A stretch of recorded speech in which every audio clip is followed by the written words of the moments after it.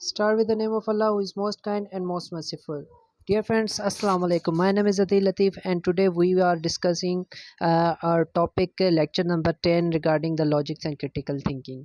और इससे पहले अगर किसी स्टूडेंट ने जो है प्रीवियस वीडियोस नहीं देखी तो वो वॉच कर ले, उसमें भी लॉजिक्स एंड क्रिटिकल थिंकिंग के रिलेटेड नोट्स बने बनाए मौजूद हैं with explanation.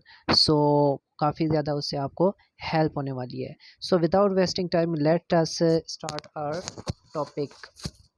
So first today we are going to discuss the analysing the argument. आज हम ये पढ़ रहे हैं कि जी एक आर्ग्यूमेंट हमें दिया हुआ होगा या एक जो जिसे हम कहते हैं जी पैराग्राफ हमें गिवन होगा और हमें उसको जो है अपनी वर्डिंग में उसको रीड करना है, उसको अंडरस्टैंड करना है और फिर उसको अपनी वर्डिंग में लिखना है, राइट। तो एनालाइजिंग द आर्ग्यूमेंट का क्या मतलब है? It means understanding meaning context of an argument के आर्ग्यूमेंट क्या मीनिंग है, उसको रीड करना, उसको अंडरस्टैंड करना और फिर उसका मीनिंग तलाश करना, उनके अंदर जो डिफ़िकल्ट वर्ड्स हैं वो उनका क्या मीनिंग है और फिर उसको कम्प्लीटली जो है आर्ग्यूमेंट को अंडरस्टैंड करना और अपनी वर्डिंग में लिखना। बहुत सी टेक्निक्स होती हैं एनालाइज करना, आर्ग्यूमेंट को अंडरस्टैंड करने की बहुत सी टेक्निक्स हैं। लेट मी डिस्कस के फर्स्ट टेक्निक है जिसे हम कहते हैं paraphrasing the argument. Paraphrasing the argument. The technique is used to express, interpret, translate the given meaning of the passage in a clear language. It means ये technique use होती है एक पैराग्राफ गिवन होगा उसको रीड करना, ठीक हो गया, और उसको फिर हमने क्या करना है, ट्रांसलेट करना है, उसको अंडरस्टैंड करना, रीड करना। उसके बाद इंटरप्रेट का मतलब होता है अपनी वर्ड में उसको ट्रांसलेट करना या फिर इंटरप्रेट करना या ट्रांसलेट करना उसको, ठीक हो गया, और उसको अपनी तरफ से एक मीनिंग देना जो हमें समझ आई है हमारी अपनी वर्डिंग में to the passage in a clear language. और हमारी जो लैंग्वेज, जिस लैंग्वेज में हम उसको इंटरप्रेट कर रहे हैं, जिस लैंग्वेज में हम उसको जो है ट्रांसलेट कर रहे हैं, वो हमारी क्लियर होनी चाहिए, अंडरस्टैंडेबल होनी चाहिए, ईजी टू वर्ड होनी चाहिए। तो फ्रेंड्स, पैराफ्रेजिंग के कुछ रूल्स होते हैं और उन रूल्स को अंडरस्टैंड करते हैं। तो पहला रूल है जी, paraphrase by setting for its propositions in a clear language, right. कि हमारी जो प्रोपोजिशंस है उनको क्लियर लैंग्वेज में अरेंज करना, पैराफ्रेज करना और उसको रीड करके उसको अंडरस्टैंड करना। फिर उसके बाद है कि greater care should be taken while formulation of the sentence. जब भी आप अपनी वर्डिंग में ट्रांसलेट कर रहे हो सेंटेंस को, अपनी वर्डिंग में जो है उसका सेंटेंस दोबारा से बना रहे हो, अगेन उसको जो है चेंज करके ट्रांसलेट कर रहे हो, तो आपने उस टाइम क्या करना है, ग्रेटर केयर, ध्यान से काम लेना है। There should be the proper logical nodes. एक लॉजिकल नोड लाजमी होना चाहिए उसके अंदर, ठीक हो गया। लॉजिकल नोड मतलब कि आपकी कोई बात विदाउट लॉजिक नहीं होनी चाहिए। जब भी आप उस पैराग्राफ को ट्रांसलेट कर रहे हो, उस सेंटेंस को ट्रांसलेट कर रहे हो, तो वो लॉजिकल होना चाहिए, right. Know important point should be missed, के कोई भी इम्पोर्टेंट पॉइंट जो है वो कोशिश करो कि आपसे उसको मिस ना करो, उस इम्पोर्टेंट पॉइंट को जो पैराग्राफ में गिवन हो। आपने हर इम्पोर्टेंट पॉइंट्स को जो है फोकस में रखते हुए उसको इंटरप्रेट करना है, उसको ट्रांसलेट करना है अपनी वर्डिंग में। Main idea should not be compromise. और अगर आपने मेन आइडिया स्किप कर दिया तो इट मीन्स कि आपने सही तरीके से उसको पैराफ्रेज नहीं किया, पैराफ्रेज ट्रांसलेट नहीं किया, राइट। तो मेन आइडिया को कभी भी मिस नहीं करना, ट्राई करना है कि इसमें से अंडरस्टैंड करें कि मेन आइडिया क्या है, मेन थीम क्या है, उस पैराग्राफ का टॉपिक कौन सा है जिस पे ये बात हो रही है। अब फ्रेंड्स, हम मेथड्स देखते हैं कि हमने स्टार्ट कैसे लेना है और स्टार्ट से लेके एंड तक हमने उसको पैराफ्रेज कैसे करना है। तो सबसे पहला जो है इसमें टेक्निक है, मेथड है, जो क्विकली रीड द पैसेज। आपने सबसे पहले जो है जल्दी जल्दी से रीड करना है पैसेज को, क्योंकि एग्जामिनेशन हॉल में इतना टाइम नहीं होता। तो आपने जो है उसको ध्यान से पढ़ना है। रीड द पैसेज अगेन, एक बार फिर से उसको रीड करना है, राइट। फिर आपने इम्पोर्टेंट जो हाईलाइट द डिफ़िकल्ट मीनिंग, मतलब जो वर्ड आपको डिफ़िकल्ट लग रहे हैं आपने उसको अंडरलाइन करना है। Identify the synonyms of the meaning. अब आपने जो डिफ़िकल्ट वर्ड्स हैं उसके आपके माइंड में जो जो सिनोनिम्स आ रहे हैं तो वो आपने जो है उसको आइडेंटिफाई करना है, राइट। कि अब एक वर्ड है फ्यूरियस। फ्यूरियस को हम कहते हैं जी कि इसका मीनिंग है गुस्सा, तो इसका साइनोनिम क्या हो सकता है, मतलब इसके मुतबादिल दूसरा मीनिंग क्या हो सकता है। हम फ्यूरियस की जगह दूसरा कौन सा वर्ड यूज़ कर सकते हैं, एंग्री हो गया, राइट। तो इस तरह के यूज़ हो कर सकते हैं हम वर्ड। अब आगे है जी कि right in your own word while capturing the idea. जब आपको उस पैराग्राफ का मेन थीम बेसिक आइडिया पता चल जाए तो फिर आपने क्या करना है, right in your own word. अब आपने स्टार्ट करना है लिखना उस पैराग्राफ को अपनी वर्डिंग में। जी हाँ फ्रेंड्स, तो अब हम एग्जांपल का एग्जांपल की सपोर्ट लेते हैं और एग्जांपल की मदद से इसको समझने की कोशिश करते हैं। एग्जांपल से ये चीज़ें जो है और क्लियर हो जाएंगी। तो यहाँ पे है जी कि एग्जांपल नंबर 1, जिसमें कहता है कि असलम वाज फेमस। अब आप मैंने इसको जो जो डिफ़िकल्ट वर्ड्स थे उसको रेड मार्क किया हुआ है, रेड कलर में। तो देखो यहाँ पे डिफ़िकल्ट वर्ड है जी फेमस। आगे देखते हैं जी फॉर हिज डिलीशियस, एक और डिफ़िकल्ट वर्ड है कैंडीज़। आगे है जी के Aslam was famous for his delicious candies. इसका मतलब है कि असलम जो है अपनी मिठाई, कैंडीज़ को हम इस तरह से कह सकते हैं कि जो मिठाई है उसको हम कहते हैं, ठीक है ना, या चॉकलेट्स वगैरह जो होती हैं।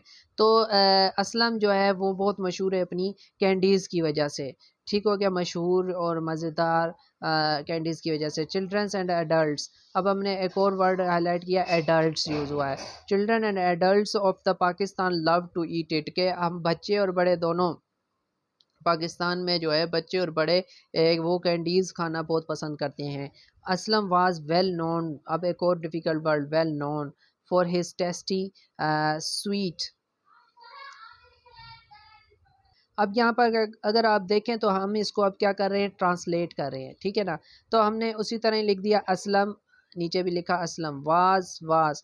अब जो डिफ़िकल्ट मीनिंग था ना उसका मीनिंग चेंज कर दिया। फेमस की जगह हमने क्या लगा दिया, वेल नोन। दोनों का मतलब ये है मशहूर, फेमस का मतलब है बहुत ज़्यादा मशहूर, वेल नोन का भी यही मतलब है, बहुत ज़्यादा मशहूर। फॉर हिज हमने उसी तरह ही लेने दिया, और डिफ़िकल्ट वर्ड यूज़ हुआ था डिलीशियस। तो डिलीशियस का मतलब है बहुत ही मज़ेदार, जायकेदार, तो टेस्टी इसकी जगह वर्ड दूसरा यूज़ कर दिया, टेस्टी, ठीक है, या यमी भी यूज़ कर सकते हैं। और आगे कैंडीज़, कैंडीज़ की जगह हमने एक और वर्ड यूज़ कर दिया स्वीट। दोनों के मीनिंग एक ही है। आपने जस्ट जो डिफ़िकल्ट वर्ड है उनको अंडरलाइन करके उनकी मीनिंग चेंज कर देनी है। इट मीन्स कि उनका सिनोनिम यूज़ करना है। फिर आगे कहता है चिल्ड्रन एंड, नीचे भी लिखा है चिल्ड्रन एंड, एडल्ट की जगह हमने क्या लिख दिया, यंगर्स। तो एडल्ट को सिनोनिम हमने उसका चेंज करके तो यंगर्स लगा दिया। दोनों का मीनिंग एक ही है। ऑफ नीचे भी लिखा है, ऊपर पाकिस्तान है, नीचे भी। अब हमने क्या कर दिया, डिफ़िकल्ट वर्ड लव्ड था, हमने उसको लिख दिया लाइक्ड।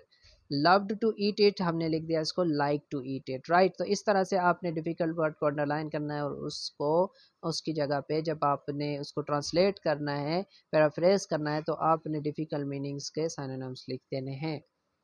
सिमिलरली एक और अनदर एग्जांपल है, यहाँ पे देखो कि एग्जांपल नंबर 2 है, जिसमें हम कहते हैं ये कि यहाँ पे लिखा हुआ है some 10 million girls are married before the age of 18 cross the world according to UN, अच्छा, तो अकॉर्डिंग टू द अनसेफ, ये आई नहीं है यहाँ पे, unsafe report released this year. अब यहाँ पे डिफ़िकल्ट वर्ड हमने चूज़ किया, सम, गर्ल्स, बिफोर, अकॉर्डिंग और रिलीज्ड, राइट।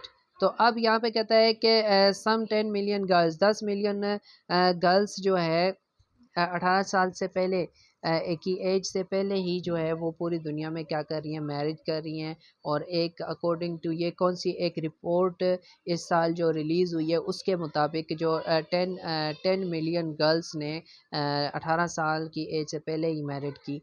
तो अब इसको हमने क्या करना है, पैराफ्रेज करना है। तो हमने क्या लिखा, सम की जगह पे हमने यूज़ किया आलमोस्ट। वहाँ पे लिखा था सम 10 मिलियन गर्ल्स, हमने लिखा ऑलमोस्ट 10 मिलियन गर्ल्स की जगह हमने फीमेल्स लगा दिया। आर मैरिड, हमने लिखा जी आर की जगह गॉट मैरिड। बिफोर की जगह अर्लियर देन लगा दिया। द एज ऑफ 18 क्रॉस, हमने लिखा earlier than the age of 18। आगे हमने क्या लिखा, ऑल अराउंड द ग्लोब। अब हमने वर्ल्ड की जगह जो है ऑल अराउंड द ग्लोब लगा दिया, राइट।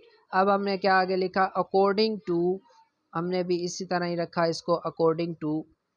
अब आगे क्या है जी, यहाँ पे देखो अकॉर्डिंग टू द अनसेफ, ये आई नहीं है, राइट। तो according to UNICEF report released this year, तो हमने इसको चेंज किया जी, अकॉर्डिंग टू उसी तरह लिखा, अनसेफ भी उसी तरह ही, रिपोर्ट भी उसी तरह, रिलीज की जगह पे हमने रिवील्ड लिख दिया।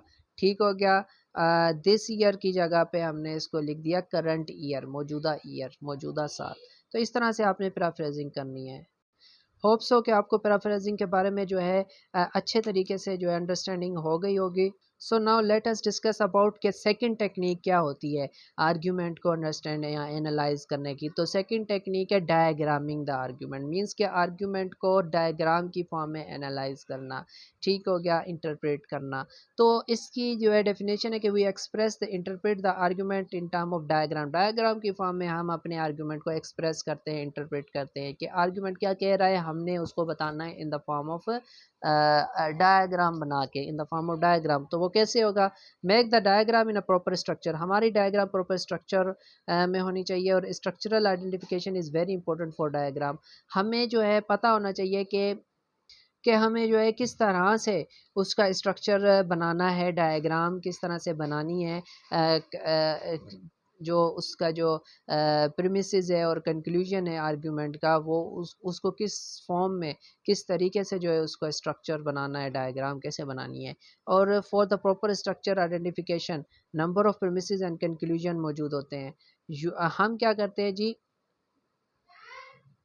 अब हमें पता है कि हमारा जो आर्ग्यूमेंट है वो दो चीज़ों पे जो है मौजूद होता है, नंबर ऑफ प्रीमिसेस और नंबर ऑफ कंक्लूजन्स। हमें जो है स्ट्रक्चरल आइडेंटिफिकेशन हमें पता होना चाहिए। स्ट्रक्चरल आइडेंटिफिकेशन का मतलब ही ये है, हमें जो है स्ट्रक्चरल आइडेंटिफिकेशन के लिए ज़रूरी है कि हमें पता होना चाहिए कि हमारे जो आर्ग्यूमेंट है उसमें नंबर ऑफ प्रीमिसेस कितने हैं और नंबर ऑफ कंक्लूजन्स कितने हैं। जब हमें नंबर ऑफ प्रीमिसेस और कंक्लूजन की पता लग जाएगा तो हम इजीली जो है उसकी डायग्रामिंग कर सकते हैं।